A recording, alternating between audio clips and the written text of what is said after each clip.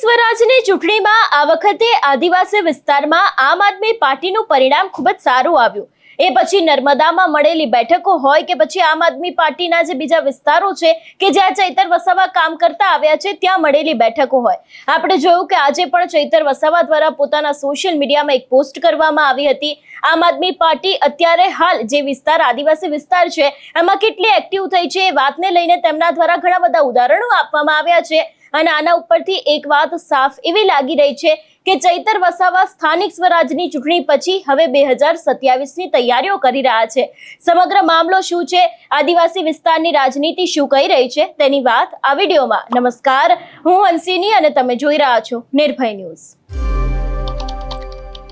ગુજરાતમાં આપણે જોતા આવ્યા છે કે વિપક્ષ તરીકે જેટલું કામ આમ આદમી પાર્ટી કરી રહી છે એટલી જ મહેનત અત્યારે હાલ કોંગ્રેસ દ્વારા પણ કરવામાં આવી રહી છે।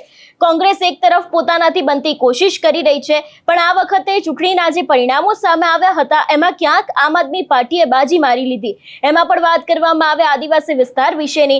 આદિવાસી વિસ્તારમાં જે રીતે આપનો વ્યાપ જોવા મળ્યો, ચૈતર વસાવાની મહેનત ફળી છે અને એ બાદ અત્યારે જે જીતેલા ઉમેદવારો છે, જે જીતેલા સદસ્ય છે એ લોકોએ પણ ધીમી ગતિએ પોતાના કામોની શરૂઆત કરી દીધી છે। ચૈતર વસાવા દ્વારા જે રીતે સોશિયલ મીડિયામાં પોસ્ટ કરવામાં આવી હતી, એક ચિત્તાનું જે ગામ છે એની અંદર 78 વર્ષ થયા આપણી આઝાદીને, તેમ છતાં પણ લોકોને પીવાનું પાણી નથી મળતું, બાળકોને શાળાએ જવું છે પણ શાળા જવા માટે જે સરકારી શાળા હોવી જોઈએ એ નથી કરતા, કદાચ ઇમરજન્સીમાં 108 બોલાવી હોય તો રોડ રસ્તા નથી। એ જ દરેક ગુજરાતની વરવી વાસ્તવિકતા છે એ એમના દ્વારા ઉજાગર કરવામાં આવીને કહેવામાં પણ આવ્યું કે આમ આદમી પાર્ટીના જે જીતેલા સદસ્ય છે એ લોકો દ્વારા ધીરે ધીરે આવા ગામડાઓની મુલાકાત લેવામાં આવે છે। સવાલ અહીંયા એક એ પણ ઊભો થઈ રહ્યો છે કે 30 વર્ષથી અહીંયા ભારતીય જનતા પાર્ટીનું શાસન હતું તો એ લોકો દ્વારા અત્યાર સુધીમાં કરવા શું આવ્યું છે? કારણ કે એક તરફ મનસુખ વસાવા સંગઠન ઉપર આક્ષેપો મૂકી રહ્યા છે, વહીવટી તંત્ર ઉપર આક્ષેપો મૂકી રહ્યા છે કે આપણી અંદર ક્યાંક કમી રહી ગઈ હશે એટલા જ માટે આ વખતે આદિવાસી વિસ્તારમાં જેટલી બેઠકો ભાજપને મળવી જોઈએ એટલી બેઠકો ભારતીય જનતા પાર્ટીને મળી નથી। પણ મનસુખ વસાવા અને ભારતીય જનતા પાર્ટીના નેતાઓએ એક વસ્તુ આ પણ જોવી જોઈએ કે જો તમારું 30 વર્ષનું શાસન ત્યાં કામ કરી રહ્યું હતું તો પછી અત્યાર સુધી લોકોના પ્રશ્નો છે તે દિવસે ને દિવસે ઘટવાની જગ્યાએ વધવા માંડ્યા હતા।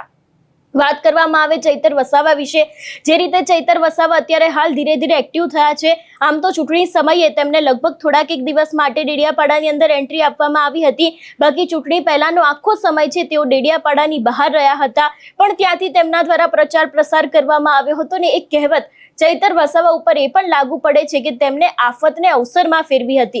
ભલે ડેડિયાપાડામાં નો એન્ટ્રી હતી પણ આસપાસના વિસ્તારોમાં રહીને તેમના દ્વારા જે રીતે પ્રચાર પ્રસાર કરવામાં આવ્યું હતું, જે રીતે લોકોના પ્રશ્નો હોય, આદિવાસી સાથે થતા અન્યાય હોય, એ દરેક વાતને લઈને તેમને અવાજ ઉઠાવ્યો હતો ને ક્યાંક એ જ દરેક વસ્તુ છે તે આ વખતે આમ આદમી પાર્ટીને કામે લાગી છે।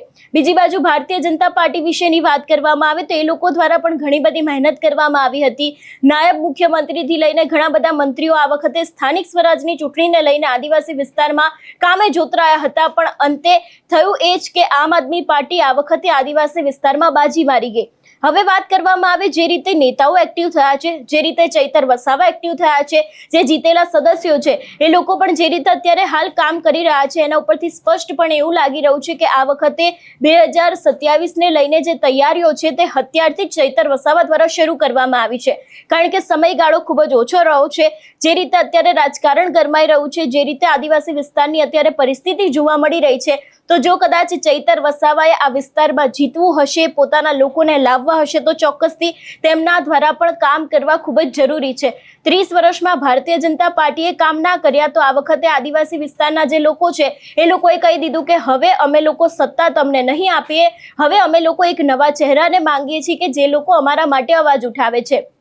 આમ આદમી પાર્ટી ઉપર લોકોએ ભરોસો મૂક્યો। હવે જોવાનું એ છે કે જે રીતે અત્યારે શરૂઆતમાં તો ચૈતર વસાવાની ટીમ આખી એક્ટિવ જોવા મળી રહી છે, પણ આ જ એક્ટિવનેસ 5 વર્ષ સુધી દેખાડશે કે કેમ? કારણ કે ભાજપ ઉપર અત્યાર સુધી ઘણો બધો ભરોસો મૂક્યો છે, કામ ના થયું એટલે ત્યાં પરિવર્તન આવ્યું અને આમ આદમી પાર્ટીના નેતાઓને આ વખતે મોકો આપવામાં આવ્યો છે। એટલે ચૈતર વસાવાની ટીમ માટે પણ આ એક પરીક્ષા જ છે કે જો કદાચ એમણે પણ કામ ના કર્યું તો અહીંયા પણ કોઈક બદલાવ આવી શકે છે, ક્યાં તો ભારતીય જનતા પાર્ટી, ક્યાં તો કોંગ્રેસ અથવા તો પછી જે પણ લોકો લડતા હશે એ લોકોને અહીંયા લાવવામાં આવશે?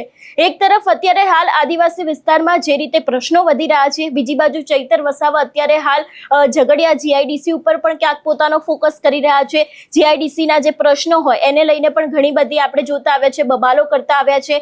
હમણાં જ એક બબાલ તેમના દ્વારા કરવામાં આવી હતી. જે વ્યક્તિઓ એ લોકો દાઝી ગયા હતા, મોતને ભેટ્યા હતા, એમના જ માટે થઈને તેમના દ્વારા મારામારી કરવામાં આવી હતી. આપણે જોયું હતું જે ગેટ બંધ હતો એ ગેટ કૂદીને પણ તેઓ જતા રહ્યા હતા અને જે લોકો માટેના પ્રશ્ન છે એ ઉઠાવવામાં આવ્યા હતા.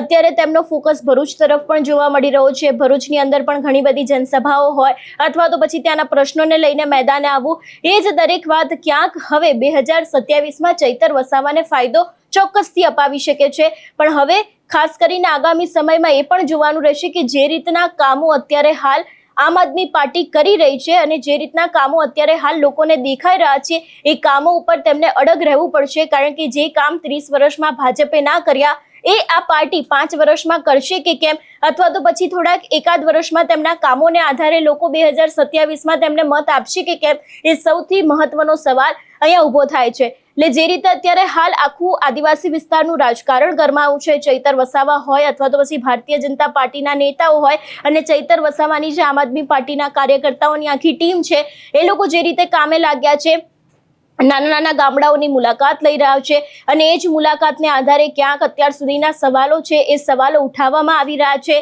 જે રીતે ચૈતર વસાવાએ આજે પણ પોસ્ટ કરી હતી, કેટલા લોકો ભણી શકે છે પણ શાળા નથી, દરેક આંકડો છે, આખો રેશિયો છે એ એમના દ્વારા નક્કી કરવામાં આવ્યો હતો. પણ હવે અત્યારે હાલ ત્યાં આમ આદમી પાર્ટી જીતી છે, સ્થાનિક લેવલ અત્યારે હાલ ત્યાં આમ આદમી પાર્ટીની સત્તા છે, તો એ લોકો દ્વારા કેટલા કામ કરવામાં આવશે એ પણ એક સૌથી મહત્વનો સવાલ અહીંયા ઊભો થઈ રહ્યો છે. એટલે જોવાનું રહેશે કે હવે જ્યારે આદિવાસી લોકો છે એ લોકોએ આમ આદમી પાર્ટી ઉપર ભરોસો મૂક્યો છે, એ ભરોસા ઉપર આમ આદમી પાર્ટી પણ કેટલી ખરી ઉતરે છે.